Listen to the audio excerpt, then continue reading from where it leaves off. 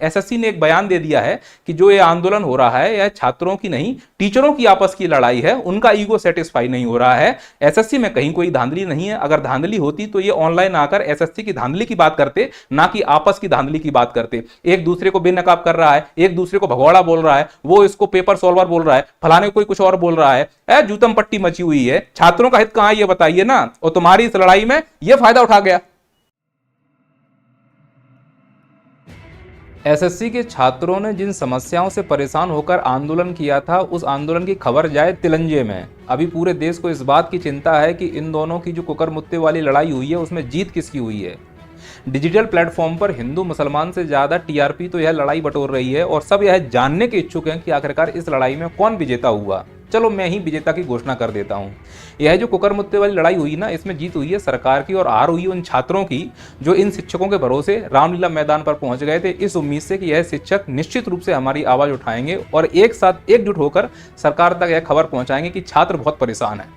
तो क्या रामलीला के मैदान पे इकट्ठे होने से इनकी समस्याएं कम हुई? नहीं, उल्टा ये कुकर मुत्ते की लड़ाई की वजह से छात्रों की समस्याएं और बढ़ गईं। पहले छात्रों की केवल इतनी समस्या थी कि छात्रों को आपस में एक दूसरे को ये कन्विंस करना था कि उन्हें सरकार से लड़ना है।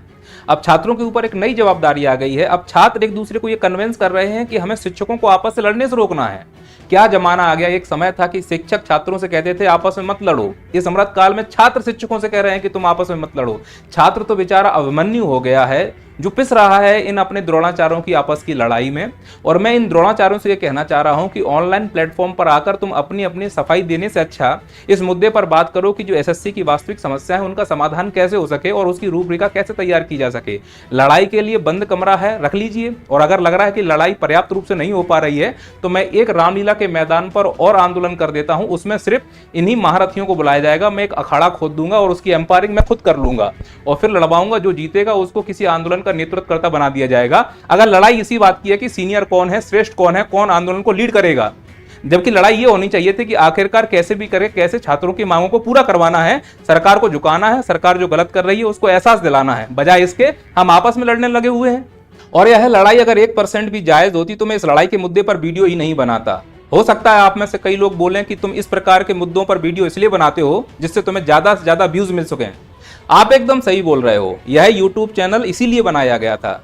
एक्चुअली मैंने इस YouTube चैनल को इसलिए बनाया जिससे इस देश की सामाजिक और राजनीतिक समस्याओं को मैं खुलकर उठा सकूं, उन समस्याओं पर बात कर सकूं जो न्यूज चैनलों पर नहीं बताई जा रही है, उन मुद्दों पर बात कर सकूं जो छुपाया जा रहा है, या उन खबरों को मैं आप तक पहुंचा सकूं जिनमें सच्चाई कहीं ना कहीं छिपी हुई है। तो इन मुद्दों को उठाने के लिए मैंने ये YouTube चैनल बनाया है, एक्चुअली व्यूज पाने के लिए नहीं बनाया। सवाल ये भी पूछे जाते हैं सर आप कहाँ पढ़ाते हो और क्या पढ़ाते हो, तो एक्चुअली मेरे द्वारा पीएससी की एग्जाम नेट जेआरएफ की तैयारी कराई जाती है। अगर आप में से किसी को शंका समाधान है तो प्ले स्टोर पर जाइए, नैया पार का एप्लीकेशन डाउनलोड करेंगे, वहां पर मेरी सभी क्लासेस आपको मिल जाएंगी और मालूम चल जाएगा कि मैं क्या पढ़ाता हूं क्या नहीं। मुद्दा ये नहीं है कि मैं क्या पढ़ा रहा हूं, मुद्दा ये है कि इस यूट्यूब चैनल पर मैं जिन सामाजिक और राजनीतिक मुद्दों को उठाता हूं वह आप तक सही पहुंच पा रहे हैं या नहीं पहुंच पा रहे हैं। फिर वह चाहे पॉलिटिकल मुद्दा हो या सामाजिक मुद्दा हो या शिक्षकों या छात्रों की बात हो जैसे कि ये अभी हो रही है। इसमें छात्रों को कोई फायदा है? मैं कहता हूं बिल्कुल कोई फायदा नहीं है। फायदा तो तब हो जब इस लड़ाई में छात्रों के हितों की बात हो रही हो। इस लड़ाई में किसके हित की बात हो रही है? इस लड़ाई में इन्हीं शिक्षकों के हित की बात हो रही है। इस लड़ाई में अगर आप देखोगे तो छात्रों के हित को ध्यान में नहीं रखा गया है। यह लड़ाई छात्रों की लड़ाई नहीं है। यह जो ऑनलाइन लड़ाई हो रही है यह ईगो की लड़ाई है। यह लड़ाई सर्वश्रेष्ठ दिखाने की लड़ाई है। यह लड़ाई यह दिखाने की है कि लीडर कौन है। और इस लड़ाई से किसको फायदा होगा? छात्रों को कभी नहीं हो सकता।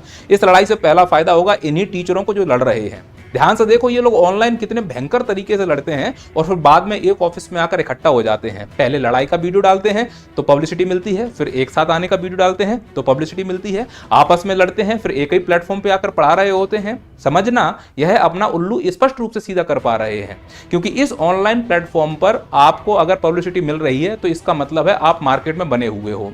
सोच कर देखो, दोनों आपस में लड़ गए, इनके भी मिलियन में व्यू है, उनके भी मिलियन में व्यू है, इनको भी बच्चों तक रीच मिल गई, उनको भी बच्चों तक रीच मिल गई। जैसे ही बच्चों तक रीच मिल गई तुरंत एक आएगा बोलेगा 99 रुपए में कोर्स बेच रहे हैं हम, खरीद लो। समझ रहे हो मेरी बातों को? इसके अलावा कोर्स तो बिक ही रहा है, चूंकि अब लाइमलाइट में आ गए हैं, आपस में लड़ गए हैं, अपने आप को श्रेष्ठ बता रहे हैं, छात्रों की बात कोई कर नहीं रहा है, तो तुरंत सोशल मीडिया पर वह नेशनल न्यूज बन जाएगी। तो नेशनल न्यूज वालों को भी टीआरपी चाहिए, तो इनको तुरंत इंटरव्यू में बुला लेंगे। कुछ पॉडकास्ट वाले हैं, छिले अंडों की तरह दिखते हैं, वो इनको पॉडकास्ट में बुला लेंगे। पॉडकास्ट में बुलाकर फिर वही घिसे पिटे सवाल पूछे जाएंगे, वो अपने आप को महान बनाने का प्रयास करेंगे, छात्रों के हितैषी बताने का प्रयास करेंगे। ओवरऑल वो अपनी छवि सुधारने में, अपने आप को लीडर बताने में, अपने आप को श्रेष्ठ बताने में पूरा दिन गुजार देंगे। पर फायदा किसको? छात्रों को? बिल्कुल नहीं। इनको पूरी तरह से फायदा मिल जाता है। इनकी लड़ाई में इनको फायदा तो हुआ ही हुआ है, सरकार को भी फायदा हो रहा है। जिसके खिलाफ छात्र लड़ रहा है यानी एसएससी, उसको सीधा सीधा फायदा हुआ है। एसएससी ने एक बयान दे दिया है कि जो ये आंदोलन हो रहा है यह छात्रों की नहीं, टीचरों की आपस की लड़ाई है, उनका ईगो सेटिस्फाई नहीं हो रहा है। एसएससी में कहीं कोई धांधली नहीं है। अगर धांधली होती तो ये ऑनलाइन आकर एसएससी की धांधली की बात करते, ना कि आपस की धांधली की बात करते। एक दूसरे को बेनकाब कर रहा है, एक दूसरे को भगौड़ा बोल रहा है, वो इसको पेपर सॉल्वर बोल रहा है, फलाने कोई कुछ और बोल रहा है, जूतम पट्टी मची हुई है। छात्रों का हित कहां है ये बताइए ना। और तुम्हारी इस लड़ाई में ये फायदा उठा गया। लेकिन छात्रों को क्या फायदा हुआ? उन बेचारों को तो केवल नुकसान ही नुकसान हुआ। ना जाने कितने छात्रों पर एफआईआर हो गई, कितनों को चोट आ गई, ना जाने कितने बेहोश हुए, कितने भूखे और प्यासे रहे, ना जाने कितनों को पुलिस ने खदेड़ा, कितनों ने लाठीचार्ज झेली, कोई रात भर मराता रहा, कोई जेल में रहा। इसके बावजूद भी वो रामलीला मैदान पर आए इस उम्मीद से कि हमारे शिक्षक हमारे लिए न्याय की बात करेंगे। इन बेचारों को क्या मालूम कि जिन शिक्षकों की उम्मीद से हम यहाँ आए हैं वही शिक्षक ऑनलाइन जाकर कुकर मुत्तों की तरह लड़ना शुरू कर देंगे। तुम्हारी इन हरकतों की वजह से शिक्षक और छात्र के बीच का संबंध तार तार हो गया है। इन हरकतों की वजह से शिक्षक नस्ल भविष्य में खतरे में चली गई है। तुम लोग ये क्यों भूल गए हो कि इस आंदोलन में अकेले तुम नहीं थे? तुमसे भी बड़े और शालीन तरीके से आंदोलन को निपटाने वाले बड़े बड़े एजुकेटर वहां पर ये थे, जिसमें सबसे पहले मैं कुमार गौरव सर का नाम लूंगा। इनकी कभी कोई कंट्रोवर्सी सुनी है? और इनसे ज्यादा अगर कोई लाइव लेके आया हो बता दो मुझे इस यूट्यूब की दुनिया में। एजुकेशन में एक ऐसा नाम ईमानदारी से मेहनत करके शालीनता से अपने शिक्षक होने का परिचय दिया और कानून के हिसाब से आंदोलन को लीड किया, और जो कानून में परमिशन दी गई थी उसका उन्होंने अनुसरण किया, और अनुसरण करने के बाद जैसा प्रावधान था उस प्रावधान के अनुसार आंदोलन भी किया। और केवल कुमार गौरव ही नहीं, मध्य प्रदेश के जाने माने प्रशिक्षित एसएससी के किंग कहे जाने वाले गौरव सर जो सीएमसी के डायरेक्टर हैं इंदौर में, वो भी वहां पर पहुंचे हैं। इनकी भी कभी कोई कंट्रोवर्सी आपने सुनी हो?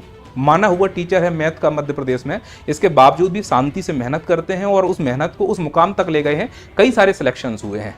रॉ WA रोजगार वित्त अंकित श्री अंकित सर, कभी कोई कंट्रोवर्सी सुनी हो? कितने बड़े व्यक्तित्व, कितने बड़े टीचर हैं। और इनके अलावा दिल्ली के ही बड़े टीचरों की बात करूं, नीतू मैम को ही ले लो, चलो ये तो कंट्रोवर्सी में रहते हैं। राकेश सर को ले लो, मैं तो कहता हूं नीतू मैम तो एसएससी की क्वीन है। ये भीष्म पितामह है एसएससी के मार्केट में, और उन्होंने भीष्म पितामह जैसा काम करके दिखाया भी है। ठीक वैसे ही जिस प्रकार से महाभारत में जब द्रौपदी का चीरहरण हो रहा था तो भीष्म पितामह चुप बैठे थे, ऐसे ही जब इन शिक्षकों की लड़ाई हो रही थी और छात्रों के विश्वास का चीरहरण हो रहा था तब भी भीष्म पितामह चुप बैठे रहे थे। जब चीरहरण हो गया फिर भीष्म पितामह ने आकर अपनी सफाई दे दी। इनको उस स्तर पर माना जाता है। राकेश सर का मतलब है एसएससी का गढ़, एसएससी का खूंटा। और मैं मानता हूं जितने भी एसएससी में टीचर मैंने मिला हूं और समझा हूं, जितने डिप्लोमेटिक और जितने समझदार व्यक्ति राकेश सर हैं, और किसी में इतनी समझ और ना ही इतना डिप्लोमेसी है। उन्हें मालूम है कि किस व्यक्ति को कैसे ट्रीट करने हैं, किस जवाब को किस प्रकार से रखना है। उनको मालूम है कितना आगे जाना है, कितने पीछे होना है। उनको आगे की सब चीज़ें समझ में आती हैं कि कहाँ नुकसान होगा, कहाँ फायदा होगा। और वो पहले से भांपने वाले व्यक्तियों में मुझे मालूम है कि इस आंदोलन की दिशा यहाँ होने वाली है, यहाँ पर एक चोट खाया जाएगा, यहाँ पर मुझे ये कदम उठाना है और यहाँ पर इस प्रकार की परेशानियाँ हो सकती हैं। जो व्यक्ति भविष्य की चीज़ों को भांप सकता है, अगर उस व्यक्ति की नाक के नीचे इस प्रकार से आंदोलन की असफलता, इन दोनों की लड़ाइयाँ हो रही हैं, तो मैं मानता हूँ कि भले ही आप भीष्म पितामह हो, लेकिन आप वैसे ही भीष्म पितामह बन गए हो जैसे महाभारत में हुआ करते थे। और वो भी समय पे कुछ नहीं बोल पाए और ये भी समय पे कुछ नहीं बोल पाए। परिणाम क्या हुआ? इन दोनों की लड़ाई हो गई। और यह लड़ाई क्यों हुई है, इसके पीछे की जड़ है 31 जुलाई को लेकर। हालांकि इनका इतिहास लड़ने का बहुत पुराना रहा है, मैं उस इतिहास को नहीं उठाना चाहता हूँ। हो सकता है कि वो उनकी स्ट्रेटजी रही हो। 31 जुलाई को जब अभिनय सर ने ऑनलाइन आकर भारत के सभी शिक्षकों को आह्वान किया कि आप 31 जुलाई को DOPT आ जाइए, हम लोग SSC और विभिन्न प्रकार के एग्जाम की धांधली को लेकर आवाज़ उठाएंगे, तो भारत के सभी शिक्षक वहां पहुंचे। उन्होंने छात्रों को नहीं बुलाया। छात्रों को इसलिए नहीं बुलाया, उनको यह अनुमान था कि अगर छात्र आते हैं तो FIR हो सकती है, और उनका अनुमान एकदम सही निकला कि छात्र नहीं आए लेकिन शिक्षक आए, तो शिक्षकों के ऊपर FIR हुई, उनके ऊपर लाठीचार्ज हुआ। आपने न्यूज़ में पढ़ा भी हो कि एक शिक्षक का हाथ भी टूटा था और बाकी लोगों को डिटेन कर लिया गया था। 5 से 8 घंटे उन लोगों को थाने में बिठाया गया था। अब इसमें सभी लोग शामिल थे। इसमें Gagan Pratap sir, Himanshi ma'am, Aditya Ranjan sir, जितने भी बेस्ट टीचर हो सकते हैं वो सभी सम्मानित टीचर वहाँ पर उपस्थित रहे। अब हुआ क्या, इस आंदोलन को अविनय सर लीड कर रहे थे और अविनय सर और आदित्य सर का पुराना लगड़ा पहले ही चल रहा था। इसके बावजूद भी सभी शिक्षक एक साथ इस आंदोलन को सफल बनाने का प्रयास कर रहे थे। फिर आंदोलन में वो भागा दौड़ी हुई, डिटेन किए गए और उसी दिन वो आंदोलन, जो कि एक प्रकार का वार्तालाप था, वो कोई आंदोलन नहीं था, लेकिन उसको समाप्त कर दिया गया। फिर आश्वासन दिया गया कि डीओपीटी विभाग से कि हम आपसे मिलेंगे और आपकी मांगों को सुनेंगे, और एक पैनल जो एसएससी की तैयारी कराते हैं शिक्षकों का वहां पहुंचा और उन्होंने बात की और जो भी समझौता हुआ, पर उसमें आदित्य रंजन नहीं गए। और फिर आदित्य रंजन ने आकर यूट्यूब पर एक वीडियो बना दिया कि बाकी जो शिक्षक वहां गए हैं पैनल में एसएससी पढ़ाने वाले, मांग को लेकर वो चुस्की और लॉलीपॉप लेकर चले आए। तो निश्चित तौर पर यह आदित्य रंजन की व्यक्तिगत भड़ास थी। आपको ऑनलाइन पे आकर ये बात कैसे बोलनी है? आपने ये शब्द बोलकर एक प्रकार से आंदोलन को शून्य कर दिया। आप भी उसी आंदोलन के हिस्से थे, तो आपने अपनी मेहनत को भी शून्य कर लिया, उन सभी शिक्षकों की मेहनत को शून्य कर लिया जो दूर दूर से आए थे और आप लोगों को सपोर्ट करने के लिए आए थे। और कई शिक्षक तो ऐसे थे जिनका एसएससी से कोई लेना देना नहीं था, लेकिन बावजूद बात शिक्षकों की है, बात छात्रों की है, तो आना पड़ा था। और आपने एक बयान आकर बोल दिया कि लॉलीपॉप लेकर चले आए। आप भी उस आंदोलन में शामिल थे, तो इससे उस टीचर की पूरी गरिमा खत्म हो गई, पूरी मेहनत शून्य हो गई। जब तुमने उस समय उसका सपोर्ट नहीं किया, तुमने अपने आप को आंदोलन से अलग कर लिया, तो फिर मौका मिलेगा सामने वाले को, वो भी तुम्हें रगड़ेगा। अब तुमने आंदोलन किया, एक्चुअली आंदोलन तुमने नहीं किया, इस आंदोलन को कुछ छात्रों ने किया है। किस छात्र ने किया, आप उसका वीडियो सुनिए। हमारी परमिशन में आपने कॉल कर दी कि सारे स्टूडेंट पूरे इंडिया से आ जाए, लेकिन उनकी व्यवस्था के लिए हेल्प एक भी टीचर नहीं की। तो बोथ साइड से जो है रॉन्ग हमारे साथ हुआ है। टीचर भी हमारे साथ खूब रॉन्ग किए हैं, पुलिस वालों ने तो रॉन्ग किया ही है। मैं जवाब चाहता हूँ मीडिया के तरफ से कि डीसीपी सर ने ऐसा हमारे साथ क्यों किया? क्या वो थोड़ी देर के लिए या थोड़ी सी व्यवस्था में हमारी हेल्प नहीं कर सकते थे? तो ये छात्र जो अपनी समस्या बता रहा है, पूरी परमिशन से लेकर सब चीज़ों को लेकर पूरा बैकग्राउंड पे यही बेचारे काम करते रहे और लास्ट में इन लोगों को आरोप झेलने को मिला। बड़े दुख की बात है। चलो, इन लोगों के सहारे आदित्य रंजन सर ने उनको सपोर्ट भी किया, ये बात भी सही है, और पूरी भूमिका आदित्य रंजन सर ने बनाई और वहां पर वो रामलीला मैदान पर जाते हैं और व्यवस्थाएं करते हैं, इसमें कोई दो राय नहीं है। अब यहाँ पर बाकी टीचर सपोर्ट नहीं कर रहे हैं। याद रखो, जब 31 जुलाई को मिलने वाले थे, जितने भी एसएससी कराने वाले टीचर हैं, सबके शॉर्ट्स में वीडियो डाल रहे हैं, और जब रामलीला के मैदान में पहुंच रहे हैं तो केवल 1-2 चैनल पर ही शॉर्ट्स आ रहे हैं, बाकी लोग शॉर्ट्स डाल नहीं रहे हैं, वीडियो डाल नहीं रहे हैं, माहौल ही नहीं बना रहे हैं, बच्चों को बता ही नहीं रहे हैं कि यहाँ पे आना है। वो पहले से अपने आप को कटा चटा दिखा रहे हैं कि भाई इस आंदोलन का हम हिस्सा नहीं है।